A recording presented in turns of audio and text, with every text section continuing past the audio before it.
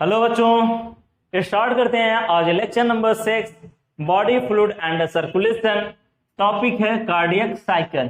ठीक है, cardiac cycle ये होता कार्डियक साइकिल होता गया है जब से हम पैदा हुए हैं। ठीक है, जब से हम पैदा हुए हैं और जब तक हमारे डेथ ना हो जाए हमारा हार्ट क्या कर रहा है, धड़क रहा है। यानी बार बार हमारी हार्ट बीट, हाथ रखो, फील हो रहा है। यानी हमारा हार्ट क्या कर रहा है, बार बार धड़क रहा है। तो ये जो हार्ट का धड़कना है ना, यही क्या कहलाता है, कार्डियक साइकिल कहलाती है। यही क्या कहलाती है, कार्डियक साइकिल कहलाती है। अब ये कार्डियक साइकिल चलती कैसे है, इस कार्डियक साइकिल के अंदर क्या क्या होता है, कैसे होता है, ठीक है, इस लेक्चर के अंदर पूरा यही हमें देखना है। तो इससे पहले हम दो वर्ड देख लेते हैं। एक वर्ड होता है सिस्टोल, एक वर्ड हमारा क्या है, सिस्टोल है, और एक वर्ड क्या है, डायस्टोल। क्योंकि ये दोनों वर्ड जब तक हमें पता नहीं होंगे ना, तब तक हमें कार्डियक साइकिल पता ही नहीं चलेगी कि कार्डियक साइकिल होती क्या है। सिस्टोल, सिस्टोल माने क्या होता है, सिकुड़ना। सिस्टोल माने क्या होता है, सिकुड़ना। और डायस्टोल माने होता है फैलना। डायस्टोल माने क्या होता है, फैलना। अगर हम कार्डियक साइकिल की बात करें, ठीक है, अगर मैं कह रहा हूँ मेरा हार्ट क्या कर रहा है, पंपिंग कर रहा है, यानी बार बार धड़क रहा है, तो क्या होगा, हार्ट एक बार सिकुड़ेगा, फिर नॉर्मल होगा, सिकुड़ेगा, नॉर्मल होगा, सिकुड़ेगा, नॉर्मल होगा। तो ये जो सिकुड़ रहा है ना, इसे हम क्या कहते हैं, सिस्टोल कहते हैं। और जब हार्ट अपने नॉर्मल स्टेट में जाता है तो उसे हम क्या बोलते हैं, डायस्टोल बोलते हैं। यानी सिस्टोल डायस्टोल, सिस्टोल डायस्टोल। और यही सिस्टोल डायस्टोल, यही सिस्टोल और डायस्टोल मिलके क्या बना देते हैं, कार्डियक साइकिल बनाते हैं। तो आइए देखें कार्डियक साइकिल होता क्या है। तो कार्डियक साइकिल हमें स्टार्ट करना हो तो कार्डियक साइकिल की जो स्टार्टिंग होती है ना, वो होती है तुम्हारी ज्वाइंट डायस्टोल से। कहां से होती है, ज्वाइंट डायस्टोल से होती है। अब हमें पता होना चाहिए ज्वाइंट डायस्टोल होता क्या है। तो ज्वाइंट डायस्टोल कहा जाता है जब हमारे हार्ट के 4 चैम्बर, यानी हमारा हार्ट कितना चैम्बर होता है, 4 चैम्बर होते हैं। जब हार्ट के चारों चैम्बर रिलैक्स होते हैं, ठीक है, जब हार्ट के चारों चैम्बर क्या होते हैं, रिलैक्स होते हैं। नहीं तो रिलैक्स का मतलब क्या है कि ये अपनी नॉर्मल स्टेट में हो, अपने कहते हैं नॉर्मल स्टेट में हो, तो उसी को हम क्या बोलते हैं, ज्वाइंट डायस्टोल बोलते हैं। ठीक है, इधर देखिए मान लीजिए ये हमारा हार्ट है, ठीक है, ये हार्ट है। हार्ट में कितने चैम्बर, टोटल 4 चैम्बर हैं, ठीक है, 2 एटरिया और 2 वेंट्रिकल। ठीक है, ये क्या है, राइट साइड है, और ये क्या हो गई, लेफ्ट साइड हो गई। तो ये क्या है, राइट एटरिया, ये राइट वेंट्रिकल, ये लेफ्ट एटरिया, और ये क्या, लेफ्ट वेंट्रिकल। तो एटरिया और वेंट्रिकल का अपने नॉर्मल स्टेट में होना, अपने नॉर्मल स्टेट, यानी जब हमारा हार्ट पूरी तरीके से, यानी 4 चैम्बर जो दिए गए हैं ये नॉर्मल स्टेट में होते हैं, तो उसी को हम क्या बोलते हैं, ज्वाइंट डायस्टोल बोलते हैं। उसी को हम क्या बोलते हैं, ज्वाइंट डायस्टोल। जब ज्वाइंट डायस्टोल स्टेट में हम होते हैं तो इस टाइम पे होता क्या है, इस टाइम पे होता क्या है कि जो हमारे ये सेम साइड के एट्रिया और वेंट्रिकल होते हैं, इनके बीच जो वॉल पाई जाती है वो ओपन होती है। हमें पता है कि राइट एट्रिया और राइट वेंट्रिकल के बीच, राइट एट्रिया और राइट वेंट्रिकल के बीच क्या होती है, एक ओपनिंग होती है, जिससे ये दोनों आपस में जुड़े होते हैं। और यहाँ पे एक वॉल लगी होती है जिसे हम क्या बोलते हैं, ट्राइकस्पिड वॉल कहते हैं। क्या बोलते हैं, ट्राइकस्पिड वॉल। ऐसे ही लेफ्ट एट्रिया और लेफ्ट वेंट्रिकल के बीच भी क्या होती है, एक ओपनिंग होती है, और यहाँ पे भी क्या होता है, वॉल लगा होता है, और इस वॉल को हम क्या कहते हैं, बाइकस्पिड वॉल कहते हैं। तो जब हम ज्वाइंट डायस्टोल स्टेट में होंगे तो यहाँ पे हमारा क्या होगा, tricuspid, tricuspid, tricuspid and bicuspid, and bicuspid. Tricuspid and bicuspid valve जो होंगे ये दोनों कैसे होंगे, ओपन होंगे। ये दोनों कैसे होते हैं, ओपन होते हैं। लेकिन जो हमारा सेमिलुनर वॉल होता है वो क्लोज होता है। सेमिलुनर वॉल क्या होता है, क्लोज होता है। अब सेमिलुनर वॉल क्या होता है, कह रहा है कि जो हमारा वेंट्रिकल्स होते हैं, ठीक है, ये जो राइट वेंट्रिकल्स होते हैं, ये राइट वेंट्रिकल क्या होता है, एक पाइप के अंदर खुला होता है, और ये जिस पाइप के अंदर खुला होता है इस पाइप का नाम क्या होता है, पल्मोनरी आर्टरी। नाम क्या होता है, pulmonary artery.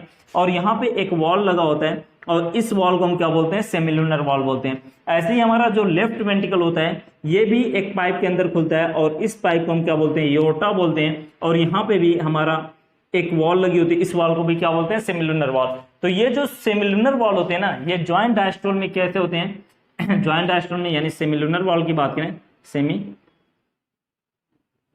Semilunar wall, semilunar wall की बात करें तो ये ज्वाइंट डायस्टोल में कैसे होते हैं, क्लोज होते हैं। ये कैसे होते हैं, क्लोज होते हैं। ठीक है,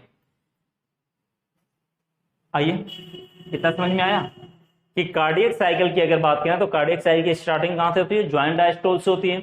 ज्वाइंट डायस्टोल क्या होता है, हार्ट के 4 चैम्बर, यानी 4 की चारों चैम्बर का रिलैक्स होना। ठीक है, यानी कि जो वेंट्रिकल दोनों, ये दोनों वेंट्रिकल भी अपने नॉर्मल स्टेट में होंगे, और दोनों एट्रिया भी अपने क्या होंगे, नॉर्मल स्टेट में होंगे। यानी दोनों वेंट्रिकल और दोनों एट्रिया का अपने नॉर्मल स्टेट में होना ही क्या कहलाता है, ज्वाइंट डायस्टोल कहलाता है। और ज्वाइंट डायस्टोल के टाइम पे ट्राइकस्पिड एंड बाइकस्पिड वॉल क्या होते हैं, खुले होते हैं, और सेमिलुनर वॉल क्या होता है, हमारा बंद होता है।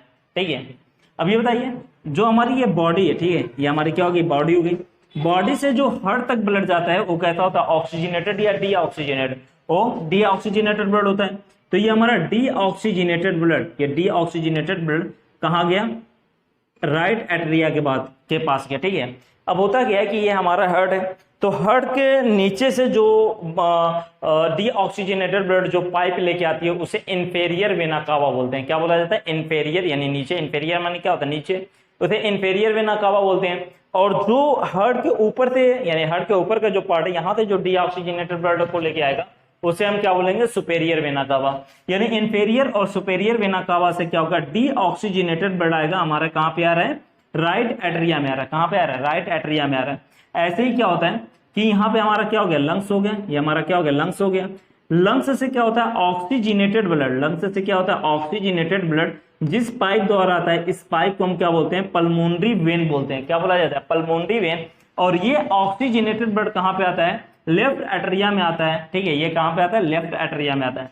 तो जब हम ज्वाइंट डायस्टोल स्टेट में होंगे तो जो डीऑक्सीजनेटेड ब्लड राइट एट्रिया में आया है और जो ऑक्सीजनेटेड ब्लड लेफ्ट एट्रिया में आया है, ये दोनों क्या होंगे, अपने अपने साइड के वेंट्रिकल्स में धीमे धीमे जा रहे होंगे, क्योंकि ये वॉल क्या है, ये रास्ता खुला हुआ है। तो यहाँ पे ब्लड आया, यहाँ से ब्लड क्या होगा, धीमे धीमे नीचे आने लगेगा। यहाँ पे ब्लड आया, यहाँ से धीमे धीमे क्या होगा, नीचे आने लगेगा। ठीक है, लेकिन कह रहा होता क्या है कि अब यहाँ से ब्लड धीमे धीमे क्या है, नीचे की तरफ आ रहा है, वेंट्रिकल्स में आ रहा है। लेकिन ये जो सेमिलुनर वॉल होती है, ठीक है, ये जो सेमिलुनर वॉल होती है, ये क्या होती है, बंद होती है। सेमिलुनर वॉल क्या होंगी तुम्हारी, बंद होंगी। तो ब्लड यहीं पे आगे इकट्ठा हो रहा होगा। अब कह रहा होगा क्या कि जो हमारा एसए नोड होता है, ठीक है, राइट एट्रिया के राइट अपर कॉर्नर पे एसए नोड, यानी जिसे हम पीस मेकर कहते हैं, ये क्या करेगा, एक्शन पोटेंशियल जनरेट करेगा। और जब ये एक्शन पोटेंशियल जनरेट करेगा तो ये एक्शन पोटेंशियल पहले पूरे एट्रिया के अंदर क्या हो जाएगा, फैल जाएगा। एट्रिया के अंदर ये क्या हो जाएगा, फैल जाएगा, जिसकी वजह से एट्रिया क्या करेगा, सिकुड़ जाएगा। यानी उसे हम क्या बोलेंगे, एट्रियल सिस्टोल। यानी एट्रिया ये क्या करेगा, सिकुड़ेगा, जिसे हम क्या बोलेंगे, एट्रियल सिस्टोल हो गया। अब जब ये एट्रियल सिस्टोल होगा तो ये जो एट्रिया से वेंट्रिकल के अंदर जो ब्लड फ्लो है, क्या वो उसी रेट से फ्लो होगा या उससे तेज हो जाएगा। ऐसे समझिए कि एक गुब्बारा है, गुब्बारे के अंदर आपने पानी भरा हुआ है, गुब्बारे में आपने एक छोटा सा छेद कर दिया है, तो वहां से पानी धीमे धीमे क्या निकल रहा है। लेकिन जब आप गुब्बारे को दबाएंगे तो क्या उस छेद से उतनी ही तेज पानी निकलेगा या उससे तेज निकलेगा, ऑब्वियसली जैसे ही दबाएंगे ना तो यहाँ से पानी जो फ्लो हो बहुत तेजी के साथ होगा। तो वैसे ही कह रहे हैं कि यहाँ से एसए नोड क्या करेगा, एक्शन पोटेंशियल जनरेट करेगा। और जब ये एक्शन पोटेंशियल जनरेट करेगा तो ये एक्शन पोटेंशियल पहले कहाँ पे फैलेगा, पूरे एट्रिया के अंदर फैलेगा, जिसकी वजह से एट्रिया क्या होगा, सिकुड़ जाएगा, एट्रियल सिस्टोल होगा। और एट्रिया जैसे ही सिकुड़ेगा तो यहाँ पे प्रेशर क्या हो जाएगा, बढ़ेगा, और प्रेशर बढ़ेगा तो यहाँ पे जो ब्लड फ्लो का रेट है वो भी क्या हो जाएगा, इंक्रीज कर जाएगा। और ब्लड फ्लो इंक्रीज कितना करता है, 30%। कितना इंक्रीज कर जाएगा, 30% तुम्हारा ब्लड फ्लो क्या होता है, इंक्रीज कर जाता है। यानी जब एट्रियल सिस्टोल होता है तो वेंट्रिकल के अंदर जो ब्लड फ्लो हो रहा था वो कितना इंक्रीज कर जाता है, 30% इंक्रीज कर जाता है। ठीक है, अब ब्लड हमारा कहाँ पे आ गया, वेंट्रिकल्स के अंदर आ चुका है। अब ये एक्शन पोटेंशियल जो एसए नोड जनरेट किया था ये एट्रिया से होते हुए वेंट्रिकल में आएगा। तो जब इसे वेंट्रिकल में आना होगा तो ये एसए नोड से कहाँ पे आएगा, ये एक्शन पोटेंशियल एबी नोड के पास आएगा। एबी नोड से कहाँ पे आएगा, एबी बंडल में आएगा। एबी बंडल से क्या होगा, बंडल ये पुरकिंजे फाइबर द्वारा यानी बंडल ऑफ हिट द्वारा पूरे वेंट्रिकल के अंदर क्या हो जाएगा, फैल जाएगा। अब जब पूरे वेंट्रिकल के अंदर फैलेगा तो वेंट्रिकुलर सिस्टोल होगा, यानी वेंट्रिकल क्या होगा, सिकुड़ेगा। ये होता है जब ये वेंट्रिकल सिकुड़ेगा तो यहाँ पे प्रेशर क्या होगा, बढ़ेगा। जब यहाँ पे प्रेशर बढ़ेगा तो ये ब्लड जो है वेंट्रिकल से एट्रिया में जाने की कोशिश करने लगेगी, जिसकी वजह से ये जो वॉल लगा होता है ना, ये जो वॉल लगा होता है ये ऐसे लगा होगा, ये वॉल क्या हो जाएगा, ऐसे बंद हो जाएगा। ये वॉल क्या हो जाएगा, ये वॉल ऐसे लगा होगा, और जब ये नीचे से ब्लड आएगा तो ये वॉल क्या हो जाएगा, ऐसे बंद हो जाएगा। यानी वेंट्रिकल से एट्रिया में ब्लड नहीं जाने देगा। ठीक है, तो कह रहा है कि वेंट्रिकल सिस्टोल होगा, तो वेंट्रिकल सिस्टोल होगा तो यहाँ का प्रेशर बढ़ेगा, और प्रेशर जैसे ही बढ़ेगा ट्राइकस्पिड एंड बाइकस्पिड वॉल क्या हो जाएंगे, बंद हो जाएंगे। फिर ये और ज्यादा सिकुड़ेगा, जब और ज्यादा सिकुड़ेगा तो यहाँ का प्रेशर क्या होगा, और ज्यादा बढ़ेगा, जिसकी वजह से ये सेमिलुनर वॉल क्या हो जाएंगे, ओपन हो जाएंगे। सेमिलुनर वॉल क्या हो जाएंगे, ओपन हो जाएंगे। और जब सेमिलुनर वॉल ओपन हो जाएंगे तो राइट वेंट्रिकल से डीऑक्सीजनेटेड ब्लड निकल के पल्मोनरी आर्टरी द्वारा कहाँ चला जाएगा, लंग्स के पास चला जाएगा, और लेफ्ट वेंट्रिकल से ऑक्सीजनेटेड ब्लड निकल के कहां पे चला जाएगा, पूरा बॉडी के अंदर फैल जाएगा, बॉडी के अंदर क्या हो जाएगा, फैल जाएगा। अब ये जो वेंट्रिकल सिस्टोल हुआ था, अब ये वेंट्रिकल क्या होगा, फिर से नॉर्मल होने लगेगा, यानी वेंट्रिकल क्या होगा, डायस्टोल होगा। अब जब डायस्टोल होगा तो यहाँ पे प्रेशर क्या होगा, डिक्रीज करेगा, वेंट्रिकल के अंदर का प्रेशर क्या होगा, डिक्रीज करेगा। और प्रेशर जब डिक्रीज करेगा तो एओर्टा या पल्मोनरी आर्टरी से कहीं ब्लड वापस वेंट्रिकल्स के अंदर ना आ जाए, तो इसके लिए क्या होगा, तुरंत ये सेमिलुनर वॉल क्या हो जाएंगे, फिर से बंद हो जाएंगे, सेमिलुनर वॉल क्या हो जाएंगे, बंद हो जाएंगे। फिर इसका प्रेशर और कम होगा तो ये जो ट्राइकस्पिड और बाइकस्पिड वॉल बंद हुए थे ये क्या हो जाएंगे, खुल जाएंगे, और ये फिर से हमारा क्या हो जाएगा, ज्वाइंट डायस्टोल स्टेट में आ जाएगा, यानी चार के चारों चैम्बर क्या हो जाएंगे, रिलैक्स हो जाएंगे, और हम क्या कहेंगे, ज्वाइंट डायस्टोल। और यही बार बार होता रहेगा, और इसी को हम क्या बोलते हैं, कार्डियक साइकिल बोलते हैं। ठीक है, यानी अगर हम कार्डियक साइकिल की बात करें तो वेंट्रिकल सिस्टोल जब होता है, यानी वेंट्रिकल सिस्टोल जब होता है तो पहले क्या होता है, ट्राइकस्पिड बाइकस्पिड वॉल बंद होते हैं, फिर सेमिलुनर वॉल क्या होते हैं, खुलते हैं। और जब वेंट्रिकल डायस्टोल होता है, वेंट्रिकल डायस्टोल होता है तो पहले सेमिलुनर वॉल क्या होते हैं, बंद होते हैं, सेमिलुनर वॉल क्या होता है, बंद होते हैं, उसके बाद बाइकस्पिड और ट्राइकस्पिड वॉल खुलते हैं। कभी भी एट्रिया और वेंट्रिकल एक साथ नहीं सिकुड़ते हैं। ऐसा नहीं है कि एट्रिया भी सिस्टोल में गया और वेंट्रिकल भी सिस्टोल में गया, ऐसा नहीं होगा। एट्रिया सिस्टोल में जाएगा तो वेंट्रिकल क्या होगा, डायस्टोल में होगा, और जब वेंट्रिकल सिस्टोल में जाएगा तो एट्रिया क्या होगा, डायस्टोल होगा। और जब ये चार के चारों डायस्टोल स्टेट में आ जाएंगे, यानी वेंट्रिकल भी एट्रिया भी अपनी रिलैक्स होगा, यानी डायस्टोल होगा, और वेंट्रिकल भी क्या होगा, डायस्टोल होगा, तो उस स्टेट को हम क्या कहते हैं, ज्वाइंट डायस्टोल कहते हैं। और यही बार बार रिपीट होगा तो इसी को हम क्या कहते हैं, कार्डियक साइकिल कहते हैं। इसी को क्या बोला जाता है, कार्डियक साइकिल बोला जाता है। ठीक है, अब कह रहा है कि अगर हम कार्डियक साइकिल की बात करें तो कार्डियक साइकिल में देखिए क्या आ रहा है, सिस्टोल डायस्टोल, सिस्टोल डायस्टोल, यानी दोनों एट्रिया और दोनों वेंट्रिकल, ठीक है, both atria and both ventricle का जो systole diastole systole diastole systole diastole होता है, इसी को हम क्या बोलते हैं, कार्डियक साइकिल बोलते हैं। अब कार्डियक साइकिल की बात करें तो जितनी हमारी हार्ट बीट होगी उतनी ही क्या होगी, कार्डियक साइकिल होगी। तो अगर हम अपने हार्ट बीट की बात करें तो एवरेज हार्ट बीट हमारी कितनी होती है, 72 टाइम्स पर मिनट होती है, 72 टाइम्स पर मिनट होती है। इसका मतलब कि हमारी कार्डियक साइकिल भी कितनी होती है, 72 होती है। कार्डियक साइकिल भी कितनी होती है, 72 होती है। अगर मैं कहूं कि एक कार्डियक साइकिल 1 सेकंड में चलती है, एक कार्डियक साइकिल 1 सेकंड में चलती है, तो 1 मिनट में हमारी कार्डियक साइकिल कितनी होती है, 60 होती है। 1 मिनट में 7 सेकंड होते हैं, तो अगर 1 सेकंड की एक कार्डियक साइकिल होती है तो 1 मिनट में टोटल कार्डियक साइकिल कितनी होती है, 60 होती। लेकिन यहाँ पे कितनी है, 72 है। इसका मतलब कि एक कार्डियक साइकिल क्या 1 सेकंड में चलेगी या उससे कम टाइम लेगी, ऑब्वियसली उससे कम टाइम लगे।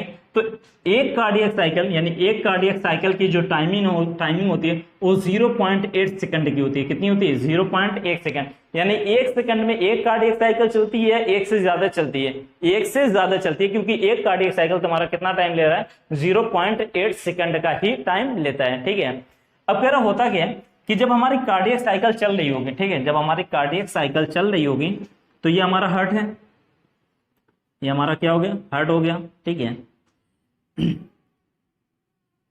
ये क्या है, राइट वेंट्रिकल है। राइट वेंट्रिकल जिस पाइप में खुल रहा है इसे हम क्या बोल रहे हैं, पल्मोनरी आर्टरी।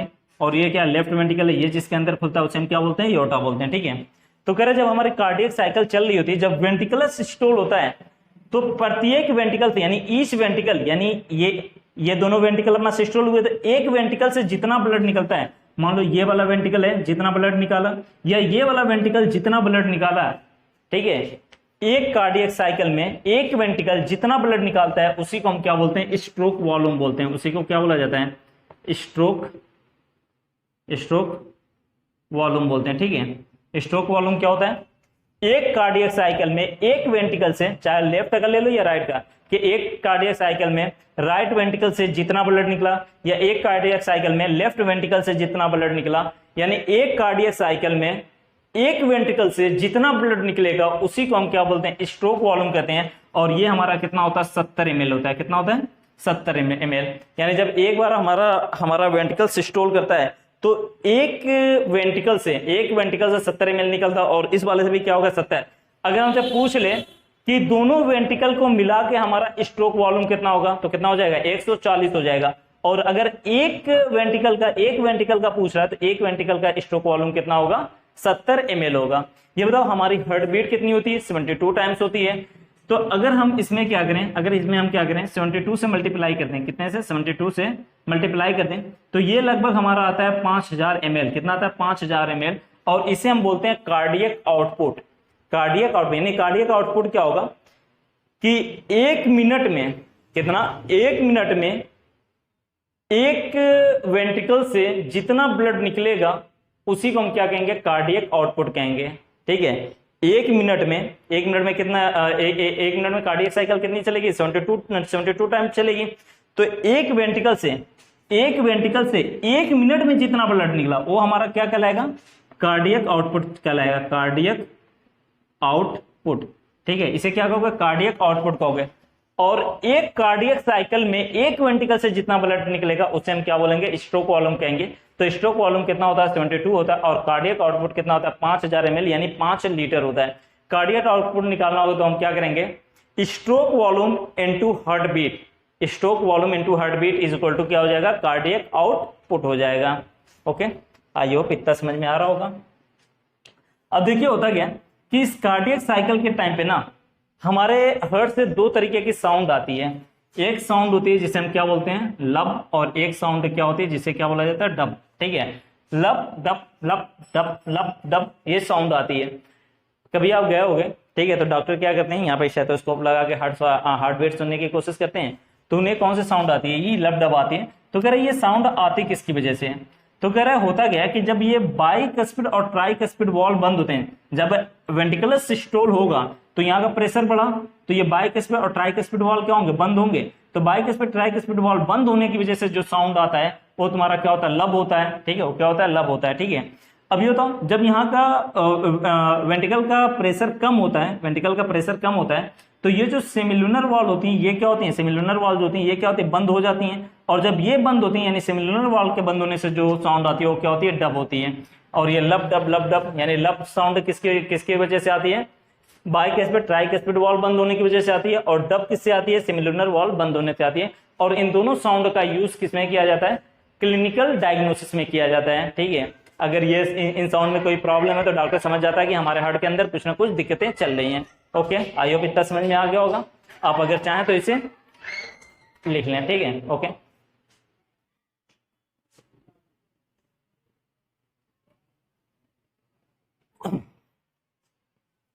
हो गया। चलिए आइए देखिए इसमें एक बार और देखिए, अगर हम इस कार्डियक आउटपुट की बात करें तो क्या सभी बंदे का कार्डियक आउटपुट सेम होगा या अलग होगा। जैसे अगर मैं अपनी बात करूं, इस वक्त क्या है, मैं नॉर्मल हूं। ठीक है, तो मेरी हार्ट बीट कितनी होगी, 72 टाइम्स होगी। ठीक है, लेकिन अभी मैं भागने लगूं, ठीक है, मान लो मुझे कोई दौड़ा रहा है और मैं भागना स्टार्ट कर दूं, ठीक है, या कोई एबनॉर्मल सिचुएशन आ जाए, तो क्या उस कंडीशन में मेरी हार्ट बीट उतनी ही रहेगी या उससे ज्यादा हो जाएगी। जाहिर सी बात है मेरी हार्ट बीट क्या हो जाएगी, ज्यादा हो जाएगी। और cardiac output is equal to क्या होता है, stroke volume into heart beat. क्या होता है, stroke volume into heart beat. अगर एबनॉर्मल कंडीशन आ गई या मैं भागना दौड़ना स्टार्ट करता हूं तो मेरी हार्ट बीट क्या हो जाएगी, बढ़ जाएगी। हो सकता है 72 से 80 हो जाए, तो अब मैं क्या करूंगा, 70 × 80 कर दूंगा। तो क्या तुम्हारा 5000 आएगा या 5000 से ज्यादा आ जाएगा। इसीलिए कहते हैं कि एक ऑर्डिनरी मैन यानी एक जो नॉर्मल बंदा होता है उसका कार्डियक आउटपुट हमेशा कम होगा एक एथलीट से। एथलीट किसको कहते हैं, स्पोर्ट पर्सन वाले को। ठीक है, जो खेल कूद करते हैं तो वो हमेशा एक्टिव होते हैं, भाग दौड़ कर रहे होते हैं, तो उनकी हार्ट बीट हमसे क्या होती है, ज्यादा होती है, इसलिए उनका कार्डियक आउटपुट भी हमसे क्या होगा, ज्यादा होगा। ओके, आइए देखें ईसीजी क्या होता है, electrical representation of heart activity. यानी जो हमारी हार्ट एक्टिविटी है, यानी हमारा हार्ट जो है वो एट्रियल सिस्टोल है। ठीक है, एट्रिया सिस्टोल कर रहा है, वेंट्रिकुलर सिस्टोल कर रहा है, ये डायस्टोल हो रहे हैं। तो एट्रिया और वेंट्रिकल का सिस्टोल और डायस्टोल का जो इलेक्ट्रिकल रिप्रेजेंटेशन होता है एक ग्राफ के फॉर्म में, उसी को हम क्या बोलते हैं, ईसीजी बोलते हैं। ठीक है, अब ईसीजी जिस मशीन द्वारा की जाती है उसे भी ईसीजी कहते हैं। और जो रिजल्ट आता है ना, जो हमें डॉक्टर एक पर्चा निकाल के देते हैं उसके ऊपर टेढ़ी मेढ़ी लाइनें बनी होती हैं, उसे भी हम क्या बोलते हैं, ईसीजी बोलते हैं। जब दोनों का फुल फॉर्म लिखेंगे तो मशीन जो होगी उसके लिए हम इसका फुल फॉर्म बनाएंगे इलेक्ट्रोकार्डियोग्राफ।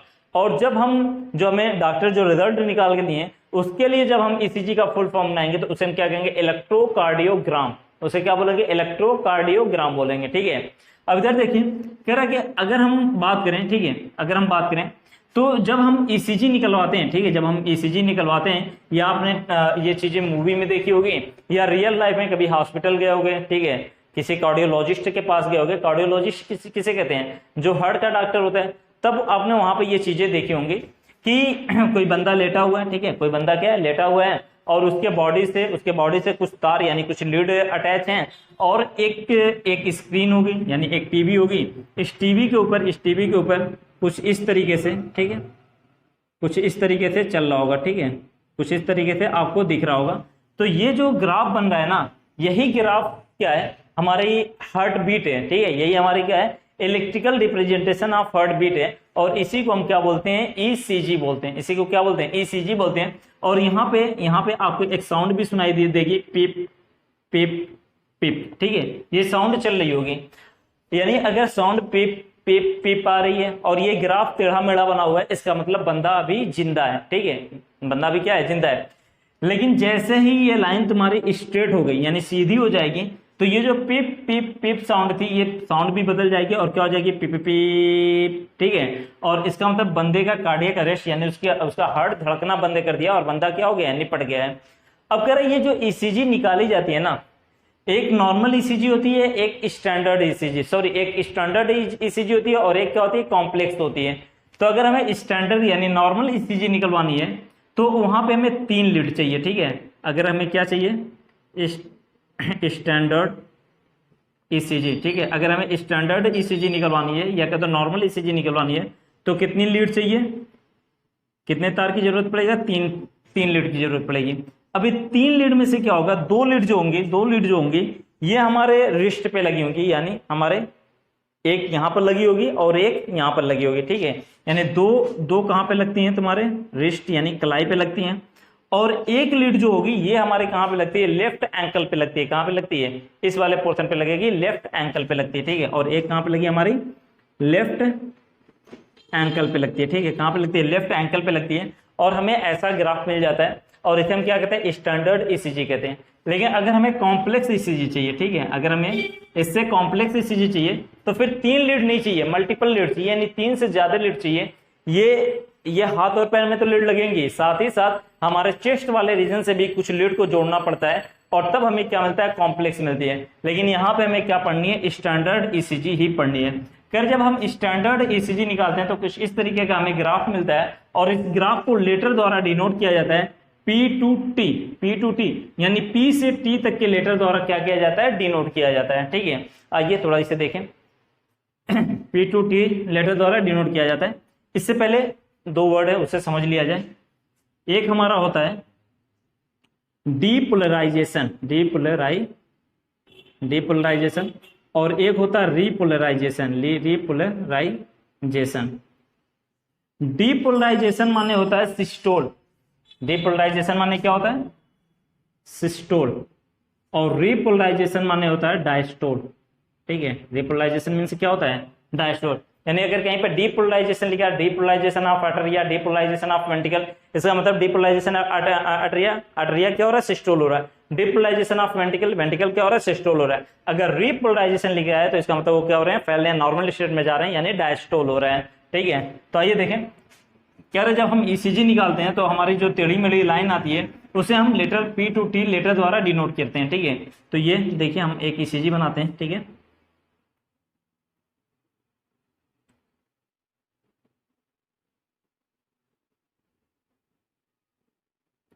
ठीक है, इसे हम क्या कहेंगे, P, ये क्या होता है Q R S, और इसे क्या कहते हैं T। कह रहे यहाँ पे P लेटर जो होता है ये रिप्रेजेंट करता है डीपोलराइजेशन ऑफ एटरिया। ये क्या रिप्रेजेंट करता है, डीपोलराइजेशन ऑफ एटरिया, यानी एटरियल सिस्टोल को रिप्रेजेंट करता है। उसके बाद QRS ये हमारा रिप्रेजेंट करता है depolarisation of ventricle, depolarization of ventricle, और Q के तुरंत बाद हमारा डीपोलराइजेशन ऑफ वेंट्रिकल क्या होगा, स्टार्ट होगा। और T जो होता है ये रिप्रेजेंट करता है रीपोलराइजेशन ऑफ वेंट्रिकल, कि जो वेंट्रिकल हमारा सिस्टोल हुआ था अब ये वेंट्रिकल क्या हो रहा है, डायस्टोल हो रहा है। तो P लेटर यहाँ पे क्या डिनोट करता है, डीपोलराइजेशन यानी सिस्टोल ऑफ एटरिया। QRS यानी इसे हम क्या बोलते हैं, QRS कॉम्प्लेक्स बोलते हैं, क्यू आर एस कॉम्प्लेक्स क्या रिप्रेजेंट करता है, डीपोलराइजेशन ऑफ वेंट्रिकल, यानी जो हमारा वेंट्रिकल है वो क्या है, सिकुड़ा है, यानी सिस्टोल हुआ है। और टी जो होता है ये क्या बताता है कि जो वेंट्रिकल सिकुड़ा था अब ये क्या हो रहा है, नॉर्मल यानी डायस्टोल हो रहा है, यानी ये रीपोलराइजेशन ऑफ वेंट्रिकल को डिनोट करते हैं। ठीक है, अब कह रहा है कि अगर हम गए, ठीक है, अगर मान लो मैंने गया और मैं अपनी ईसीजी निकलवा के लेके आया, ठीक है, तो कह रहा किसी की ईसीजी देख के हम उसकी हार्ट बीट बता सकते हैं कि इस बंदे की हार्ट बीट कितनी है। मान लो 1 मिनट की तुमने मेरी ईसीजी निकलवा ली, अब 1 मिनट की ईसीजी में हम क्या करेंगे, पीयूआरएस कॉम्प्लेक्स को काउंट करेंगे, जितना पीयूआरएस कॉम्प्लेक्स बना होगा वही क्या होगी, मेरी हार्ट बीट होगी। ठीक है, और अगर मान लो 1 मिनट में 72 बार बन गई, इसका मतलब कि मेरी हार्ट बीट कितनी होगी, 72 हो गई। अगर उससे ज्यादा बनी, यानी जितनी बार पीयूआरएस कॉम्प्लेक्स बनता है वही क्या होती है, हमारी हार्ट बीट होती है। ओके, आई होप इतना समझ में आ गया होगा, बाकी आप इसको देख लीजिए। और अगर आप लोगों को क्वेश्चन चाहिए तो आप टेलीग्राम पे नीट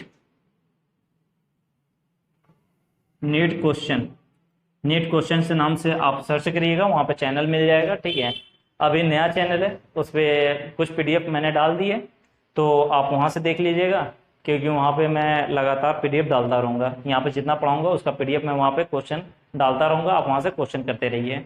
ओके बाय, मिलते हैं अगले लेक्चर में।